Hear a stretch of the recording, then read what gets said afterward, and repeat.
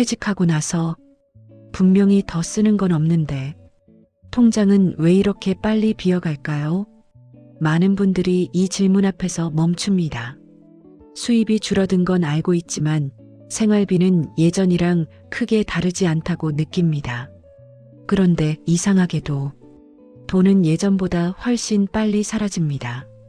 이때 대부분은 이렇게 생각합니다. 연금이 적어서 그렇겠지. 나이가 들면 원래 돈이 더 드나 보다. 하지만 실제로 문제의 중심은 연금도 나이도 아닐 수 있습니다. 돈이 새는 구조가 바뀌었기 때문입니다. 퇴직 전에는 수입이 정기적으로 들어오고 지출도 일정한 패턴 안에 있었습니다. 출퇴근, 식사, 소비가 자연스럽게 통제되는 구조였습니다. 하지만 퇴직과 동시에 이 균형이 무너집니다. 집에 머무는 시간이 늘어나고 외출 방식이 바뀌고 병원과 약국을 찾는 횟수도 달라집니다. 보험료와 공과금은 그대로인데 체감 부담은 훨씬 커집니다. 문제는 이 변화가 한 번에 크게 나타나지 않는다는 점입니다. 돈은 조금씩 눈에 띄지 않게 새기 시작합니다. 한 달에 몇만 원, 하루에 몇천 원씩 조용히 빠져나갑니다.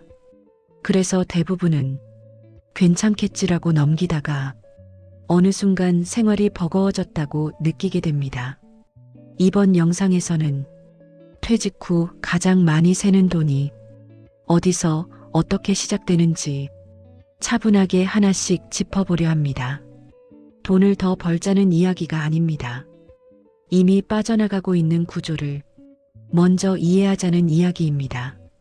이 기준을 알면 노후의 돈 관리는 완전히 다른 방향으로 보이기 시작합니다. 퇴직을 하면 가장 먼저 바뀌는 것은 수입이 아니라 생활의 흐름입니다. 아침에 출근하지 않아도 되고 정해진 시간표가 사라집니다. 이 변화가 지출에 영향을 주기까지는 그리 오래 걸리지 않습니다. 퇴직 전에는 출퇴근 시간, 점심시간, 퇴근 시간이 생활을 자연스럽게 통제해 주었습니다. 쓸 수 있는 시간과 장소가 제한되어 있었고 소비도 그 안에서 이루어졌습니다. 하지만 퇴직 이후에는 하루 대부분의 시간이 집안에서 흘러갑니다. 집에 있는 시간이 늘어나면 전기, 가스, 난방 같은 생활비 지출이 서서히 늘어납니다. 본인은 크게 달라진 게 없다고 느끼지만 고지서를 보면 이전과 미묘하게 달라져 있습니다. 이 차이는 작아 보이지만 매달 반복되면서 부담으로 쌓입니다. 또 하나의 변화는 외출의 성격입니다. 퇴직 전에는 출퇴근과 업무가 외출의 중심이었지만 퇴직 후에는 병원, 약국, 장보기 같은 생활 목적 외출이 늘어납니다. 이 과정에서 교통비와 소소한 소비가 함께 따라옵니다. 문제는 이 지출들이 특별한 소비로 느껴지지 않는다는 점입니다. 필요해서 쓴 돈이고 생활에 필요한 지출이기 때문에 따로 점검하지 않게 됩니다. 하지만 이 지출이 반복되면 지출의 기준선 자체가 조용히 올라가게 됩니다. 퇴직 후 돈이 새기 시작하는 이유는 낭비해서가 아닙니다. 생활 구조가 바뀌었는데 지출 기준은 예전 그대로 두고 있기 때문입니다. 이 변화를 인식하지 못하면 다음 단계의 지출 증가도 알아차리기 어렵습니다. 퇴직 후 지출을 돌아보면 대부분 이렇게 말합니다. 큰돈 쓴 기억은 없어요. 이 말이 틀린 것은 아닙니다. 문제는 큰 돈이 아니라 자동으로 빠져나가는 고정비입니다. 고정비는 한번 설정되면 매달 신경 쓰지 않아도 빠져나갑니다. 보험료, 건강보험료, 통신비, 각종 구독료가 대표적인 예입니다. 퇴직 전에는 정기적인 월급이 들어오기 때문에 이 지출들이 크게 부담으로 느껴지지 않습니다. 하지만 퇴직 이후에는 상황이 달라집니다. 수입은 줄었는데 고정비는 그대로 유지됩니다. 심지어 일부 항목은 조금씩 늘어나기도 합니다. 보험은 혹시 몰라서 그대로 두고 통신요금제도 바꿀 계기가 없어 유지됩니다. 문제는 이 고정비가 눈에 잘 띄지 않는다는 점입니다. 매달 비슷한 금액이 빠져나가기 때문에 변화를 체감하기 어렵습니다. 하지만 1년, 2년이 지나면 이 고정비가 노후 지출의 가장 큰 비중을 차지하게 됩니다. 특히 보험료는 지금 해지하면 손해일 것 같아서 손대지 못하는 경우가 많습니다. 하지만 그 보험이 현재의 생활과 맞는지는 별도로 점검해 볼 필요가 있습니다. 퇴직 전 기준으로 설계된 고정비는 퇴직 후 생활과 어긋나기 쉽습니다. 퇴직 후 돈이 새는 가장 큰 이유는 새로운 소비가 아니라 예전 기준을 그대로 유지하는 고정비입니다.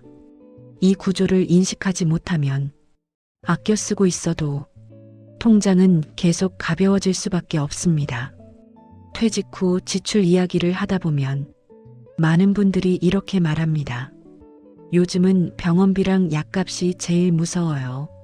실제로 병원과 약국을 찾는 횟수는 퇴직 이후 점점 늘어나는 경우가 많습니다. 하지만 체감되는 부담은 지출 증가분보다 더 크게 느껴집니다. 그 이유는 병원비와 약값이 불규칙적으로 반복되기 때문입니다. 보험료나 공과금처럼 매달 같은 날 빠져나가는 돈은 예측이 가능합니다. 하지만 병원비는 언제 얼마가 나갈지 알기 어렵습니다. 이 불확실성이 심리적 부담을 크게 만듭니다. 또 하나의 이유는 진료 구조의 변화입니다. 퇴직 전에는 아파도 참고 넘기거나 시간이 없어서 미루는 경우가 많았습니다. 하지만 퇴직 이후에는 시간 여유가 생기면서 병원을 더 자주 찾게 됩니다. 검사 하나, 처방 하나가 쌓이면서 지출 빈도가 늘어납니다. 약값 역시 마찬가지입니다. 하나하나 보면 큰 금액은 아니지만 복용하는 약의 종류와 기간이 늘어나면서 매달 고정 지출처럼 변해갑니다. 특히 여러 병원을 다니게 되면 약이 겹치거나 불필요하게 유지되는 경우도 생깁니다.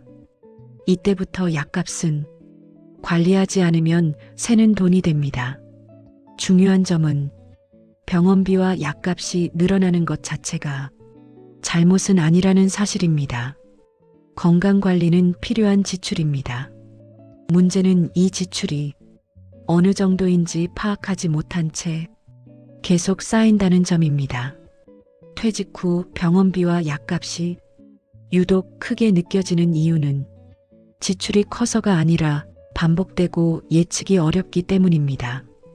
이 구조를 이해하지 못하면 막연한 불안만 커지게 됩니다. 퇴직 후 지출을 돌아보면 많은 분들이 이렇게 생각합니다. 요즘은 외식을 거의 안 해요. 차도 잘 안 타고 다녀요. 겉으로 보면 지출이 줄어든 것처럼 느껴집니다. 하지만 실제로는 다른 방식으로 돈이 빠져나가고 있습니다. 퇴직 전의 교통비는 출퇴근이라는 분명한 목적이 있었습니다. 정해진 시간, 정해진 경로로 움직였기 때문에 비용도 예측이 가능했습니다.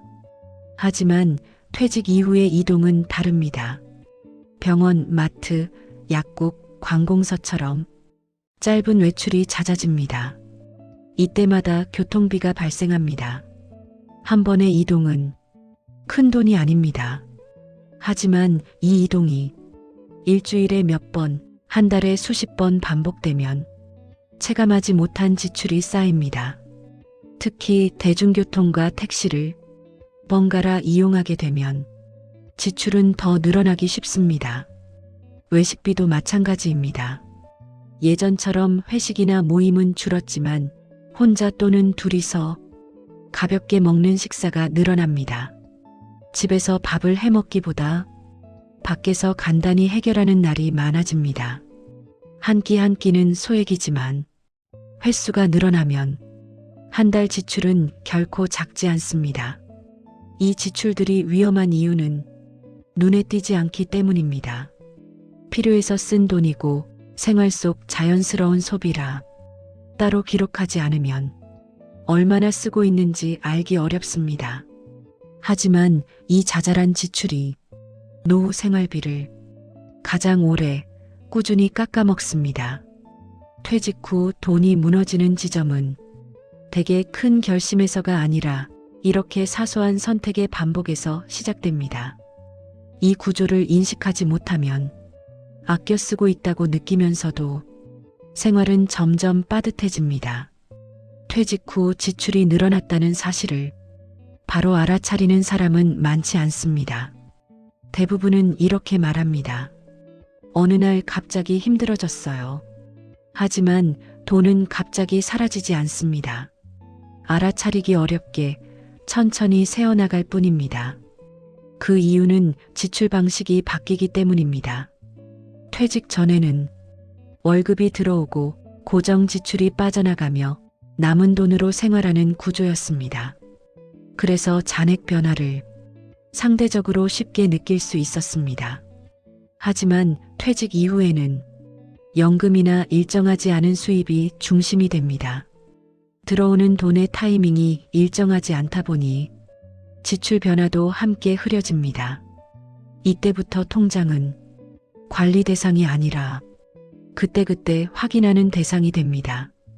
또 하나의 이유는 지출의 성격 변화입니다. 퇴직 후 늘어나는 지출은 대부분 생활에 필요한 돈입니다. 병원, 교통, 식사처럼 줄이기 어려운 항목들입니다. 그래서 지출이 늘어났다는 사실을 낭비로 인식하지 않습니다. 필요한 돈이라고 생각하기 때문에 점검의 대상에서 빠지게 됩니다. 게다가 지출이 한 번에 크게 늘지 않습니다. 한 달에 몇만 원, 일주일에 몇천 원씩 조금씩 변합니다. 이 변화는 당장 생활을 흔들지 않기 때문에 아직 괜찮다고 넘기게 됩니다. 그러다 어느 순간 생활이 빠듯해졌다고 느끼게 됩니다. 돈이 새는 걸 늦게 깨닫는 이유는 관리를 못해서가 아닙니다. 퇴직 후 지출 구조가 눈에 보이지 않게 바뀌었기 때문입니다. 이 사실을 이해해야 다음 단계인 대응 기준을 제대로 세울 수 있습니다. 퇴직 후 돈 관리에서 가장 많이 하는 착각이 있습니다. 이제는 더 벌어야 한다는 생각입니다. 하지만 현실적으로 무리해서 소득을 늘리는 선택은 오히려 생활의 균형을 깨뜨릴 수 있습니다. 노후의 돈 관리는 소득 확대보다 구조 정리가 먼저입니다. 지금까지 살펴본 것처럼 퇴직 후 가장 크게 새는 돈은 낭비에서 나오지 않습니다. 고정비, 병원비, 교통비, 사소한 생활비가 기존 기준 그대로 유지되면서 조용히 누적됩니다. 이 구조를 그대로 두면 아무리 아껴 써도 체감 부담은 줄어들지 않습니다. 그래서 기준을 이렇게 세워야 합니다. 첫째, 퇴직 전 기준으로 설정된 고정비를 지금의 생활에 맞는지 다시 봅니다. 둘째, 병원비와 약값은 줄일 대상이 아니라 파악해야 할 대상으로 관리합니다. 셋째, 자주 반복되는 소액 지출은 금액이 아니라 횟수로 점검합니다. 중요한 점은 모든 지출을 줄이려 들지 않는 것입니다. 노후의 삶에는 편안함과 안정이 필요합니다. 다만 돈이 새는 방향을 알고 불필요하게 새는 구조만 막아도 생활의 여유는 분명히 달라집니다. 퇴직 후 돈 관리는 참는 싸움이 아닙니다. 기준을 바꾸는 과정입니다. 어디서 무너지는지를 알고 나면 무너질 이유는 크게 줄어듭니다. 이것이 노후 경제를 지키는 가장 현실적인 출발점입니다.